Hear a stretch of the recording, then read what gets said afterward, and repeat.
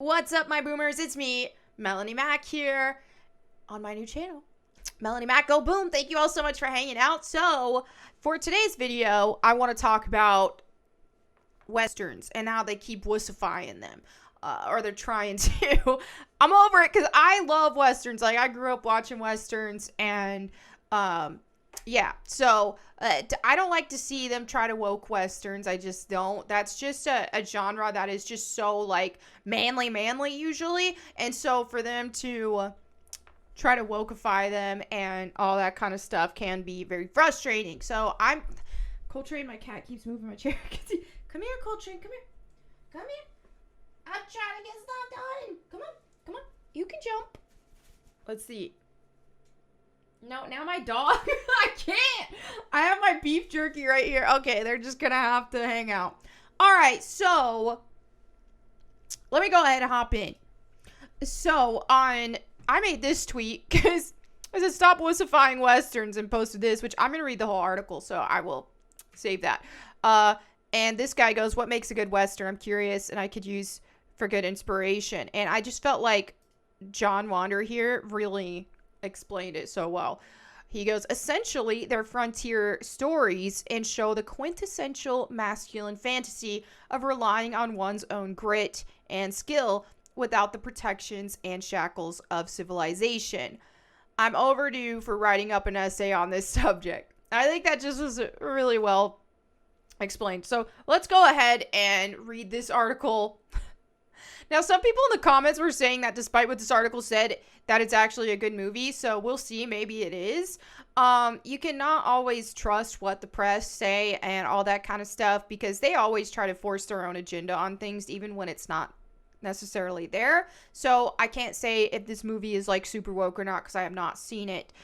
So let's go ahead and read this. It says, why is Jane Campion's 2021 movie called The Power of the Dog, and what does it mean? So Jane Campion's 10th film, The Power of the Dog, starring Benedict Cumberbatch and Kirsten Dunst, is currently streaming on Netflix. Oh, okay, so it's not even theaters. Okay.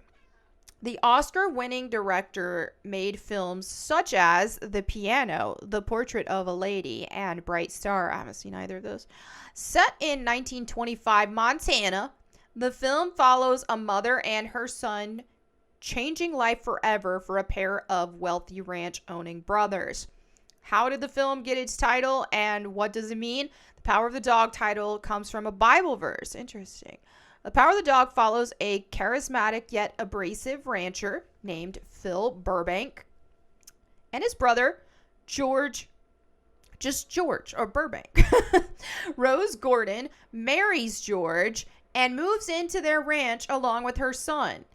Peter, that's her son. Okay. The story explodes. The story explores Coltrane is distracting me so much right now. He's trying to get in the chair. Okay, focus. Here we go. The story explores the overt romance and a more unexpected connection between Phil and Peter. Hold on. Phil is Cumberbatch and Peter is his nephew. Okay. Their relationship reminds Phil of a deep and meaningful love that he once had. IndieWire confirms that the Power of the Dog title comes from Psalm 22:20, which reads, "Deliver my soul from the sword, my darling from the power of the dog." Why have I not? I have no recollection of that. Let's deliver me from the sword, my precious life from the power of the dogs. Oh, Power of the Dogs, not. Oh, there it is there. Oh, okay. All right. Let's continue. The Power of the Dog ultimately tells a story about toxic masculinity, sexuality, and how they can lead to a person's destruction. This is just so annoying to me at how much all these activists and wokies try to like demonize masculinity. Here's the thing is people are toxic or they're not toxic. It's not a masculinity thing. Okay? I hate the term toxic masculinity. It's so annoying. But I feel like there is a huge agenda to wussify men, because when you wussify men, then you're weaker as a society, point blank, period. You know? Come here. Oh, let's finally let him up here. So, okay. Come on. There we go. So he will stop distracting me. Okay. Yeah, I'm sick of it. So, Campion taps into the male ego. She's tapping into the male ego because she knows what it's like to be a man. As she compared the film's meaning to Donald Trump.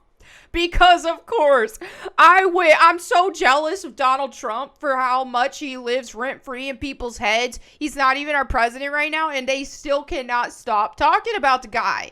Like, bro, I'm jealous. Like, when things didn't go well for Trump, he melted. He melted. Okay. Campion said to IndieWire, he couldn't ever even say the words, I lost. He created this massive fiction. How did he lose? Like, are you talking about when he lost the election? Maybe. Okay. I'll talk about melted. Joe Biden just eats ice cream all the time, but okay, let's continue. He created, okay, even to say the word failure is just not an option for someone like him, for these kind of men. They're just so mad. They're so mad that he's not folding to them, is essentially what that reads to me. Psalm 22:20 is referring to Jesus dying on the cross. However, it provides additional meaning for the power of the dog. The atmosphere is full of guts and anguish and blood and suffering, Campion says. And in a way, sexuality is like human suffering. As the title stands, it's a kind of warning. The power of the dog is all those deep, uncontrollable urges that come and destroy us, you know? Netflix gave Campion creative notes regarding the power of the dog. The studio wanted the film to be more clear in its intentions and regarding its pivotal plot points. Some audiences likely would have appreciated having a more clear story with a more direct ending. Campion worked on various ways to address Netflix's notes in the final product. Although she stood her ground, the power of the dog ends in a way that left some viewers confused as to the point it's making. However, the story doesn't intend to have any big climactic finish. Rather, Campion intends for audiences to soak in the power of the dog's atmosphere as well as its characters and world building. We didn't need it, Campion said to IndieWire about clarifying the ending. The audience felt the rules. They go with you. It's a slow burn.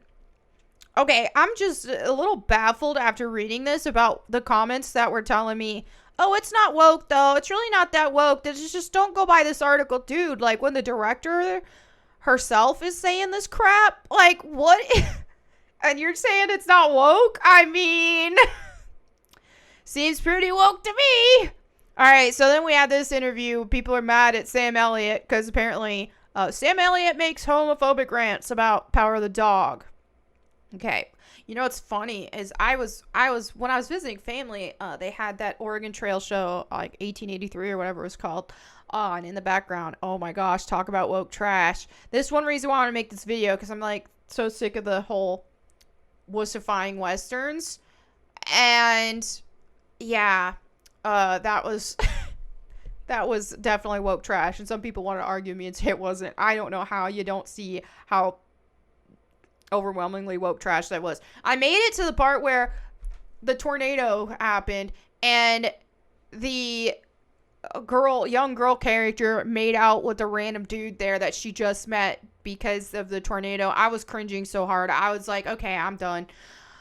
So I made it decently far. That's all I could handle. But anyway, he was in it. And I don't know. I guess there was rumors that he was gay. I thought he was gay. So that's why this article was funny to me. I looked into it. But it said he wasn't. He's married to a woman. But it apparently was just some rumors. Maybe that's one reason why he's a little salty here. Because he's getting what would you call it? Sexuality. I don't know. Okay, let's continue. Okay, there's some spoilers. Uh-oh. All right, so Sam Elliott, an actor who has built a career in westerns that celebrate American masculinity, has taken issue with The Power of the Dog, a film that challenges the way westerns celebrate American masculinity. Okay. While his recent comments on Mark Maron's WTF podcast reek of sexism and homophobia, the irony of his wild tirade is that he basically understood the point of the film almost. Directed by Jane Campion, The Power of the Dog uses the Western form to explore the stifling ways expectations around masculinity inflict damage on the men tasked with upholding it. Judging from the sharp edge in his signature growl, Elliott is also a casualty of these restrictive rules around masculinity. Oh my gosh, this is tough to read. And his vitriol, as it's unraveling, would attest. You want to talk about that piece of crap? Elliott begins his tirade before railing against an ad in the LA Times celebrating the film as an evisceration of the American myth. The evisceration of the American West, he continued. They made it look like, what are all those dancers that those guys in New York who wear bow ties and not much else? The Chippendales. The Magic Mike dudes. Oh my gosh, that's funny. Remember them from back in the day? You can practically hear Marone gritting his teeth behind a wince when he offers Chippendales as an answer.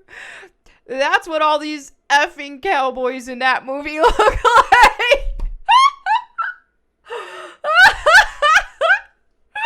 That's funny. They're all running around in chaps and no shirts. They're all these allusions to homosexuality throughout the effing movie. So it's almost like stereotypical versions, it sounds like. Marone graciously steps in again to state that the glaringly obvious. I think that's what the movie's about. So, based on the 1967 novel by Thomas Savage, The Power of the Dog follows two brothers, Phil. Yeah, we already went over some of this. Dude, I ain't gonna read the rest of this trash. But I will say, I don't see what Elliott said that was so homophobic. He was merely pointing out, to my understanding here, that these dudes are like caricatures of gay guys. And here's my problem with all this, and when it talks about toxic masculinity and crap like that, you know, that's also when, and the fact that they're combating that with these what appears to be gay stereotypes. Are they completely going to ignore the fact that there are gay men out there who are toxically masculine? I mean, not every gay man is like a Chippendale dancer or is you know, more feminine energied or anything like that. There are plenty of gay men who are very masculine, okay? And that people would call toxically masculine. So to me, this is almost insulting that they would even be implied that, I don't know. I don't see anything wrong with what he said. And I like that he got to the point and said what he wanted to say. It does sound like trash to me, and I will not be watching it personally. Now, if anybody else wants to watch it, go for it. But yeah, I ain't about that life. Anything that tries to tear down masculinity or femininity, I will not partake in. I'm over it. I'm over this. Everything trying to turn all of us into amorphous, genderless blobs. I'm sick of it. Okay? So there's nothing toxic about masculinity and true masculinity. Because what they call toxic masculinity isn't even truly masculine. When they talk about toxic masculinity of like guys being like beating women and crap like that, that ain't a masculine man. You think a masculine man's gonna beat a woman? No!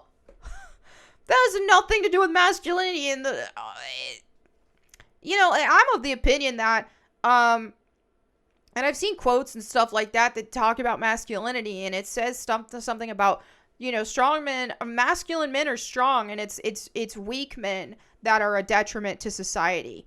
Okay? And it's 1,000% true. I firsthand experienced it. I am never afraid when I'm around masculine men, because it's almost like, from my perspective as a woman, I feel like when I'm around a masculine man, I feel safe, because I know that, you know, if something happened or anything like that, like, a masculine man is almost inherent to want to protect.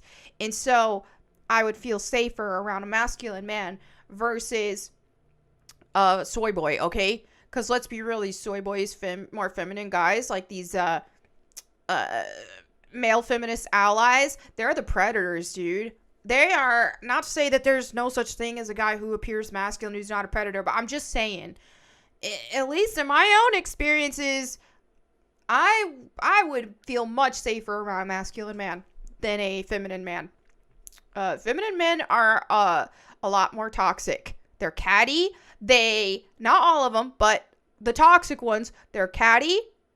They hate women, okay? They want to pretend like they like women, but they don't. They like to control women. So if you don't follow the narrative they want you to follow, then they hate you, okay? And they try to control you. They want to slander you, and they act catty. It's stupid. So I don't want to hear this bull crap. Like, honestly, we need more masculine men in society, and we're losing a lot of it, just like we're losing a lot of feminine women. And we need both, because we need more nurturers, and we also need more strong men who can protect. And yeah, but I just feel like this kind of stuff is just a giant freaking psyop. They want to weaken society. And when I say they, I mean like the powers that be, the elites, all that kind of crap. They want society weaker, and that's how you do it, is you make men less masculine. That's the easiest way to do that, in my opinion. So, all right, comments of the day. We've got DJ Wolfenstein here, who says, honestly, nothing of value is lost with these gaming journos strike. I've been just wanting for these activists, I'm not calling them journalists because they aren't. If these companies wanted, they can just say, okay, here's your severance package, buy, and hire replacements for cheaper, and just ignore the idiotic demands these bums made. And I agree, 1,000%. All right, so this one, Dario says, if I want to get into playing the Tomb Raider games, which games would you recommend? Now, this really depends on your approach and all that kind of stuff and what you like for games. Now, if you're like that old school type gamer that likes a challenge, you like something that doesn't hold your hand, you want to solve puzzles and crap like that without any hints, you want to just be dropped into a game without a bunch of prompts and tutorials and all that kind of stuff, start with Tomb Raider 1. Okay, just start there.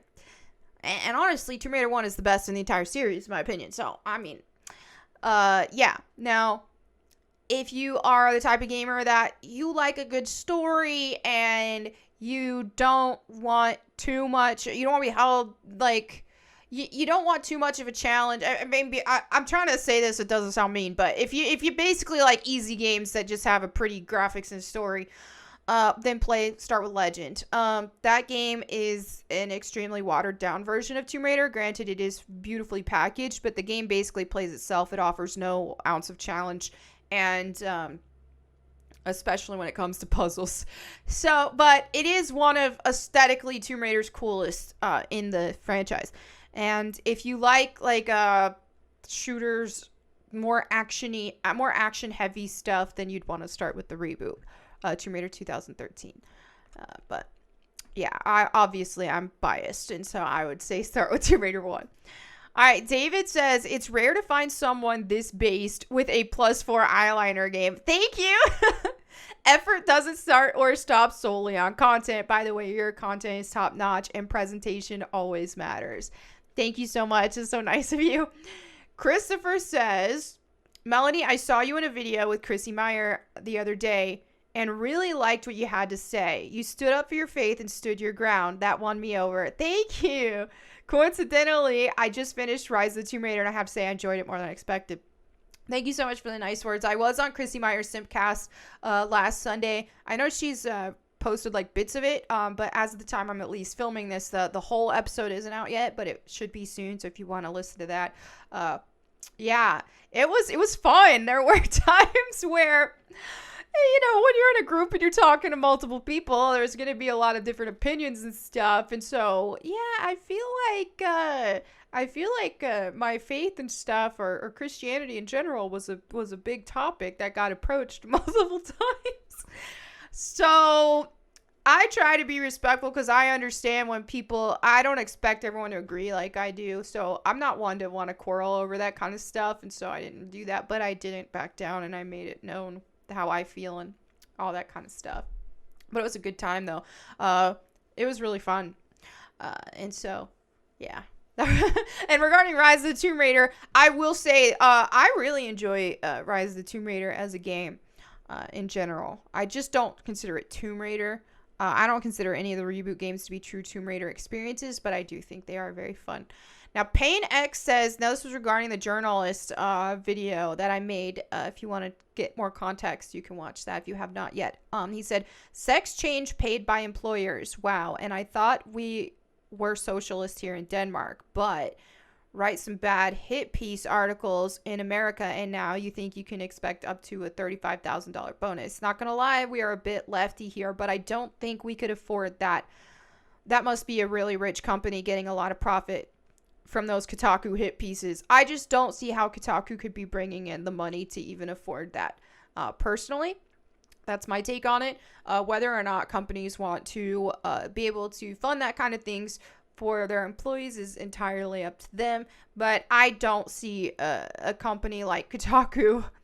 Maybe I'm wrong, but I just know based on my experience and what I've seen from the industry in general in my 13 years of doing this, and from the content creation space, having a general idea of like CPMs and stuff like that, I can't even fathom how Kotaku and all that kind of stuff is paying their employees to keep running in general, let alone anything extra like that. So that's my personal opinion on that. But all right, let's go ahead and continue to today's verse of the day. I picked Jeremiah 29:11. It says, "For I know the plans I have for you, declares the Lord, plans for welfare and not for evil, to give you a future and a hope." And I've been talking a lot lately about just like resting in God's peace and all that kind of stuff, and how it does help. Because here's the thing: is when you worry about anything in life, it really doesn't get you anywhere. And I do like how the Bible really stresses that. And so that's one thing I love about my faith, is just being able to sit back and not let myself stress too much about stuff. Because I'm like, hey, you know what? God has a plan and God is taking care of me. And that definitely does help a lot. So anyway, there you have it for today's video. Coltrane is... I'm like...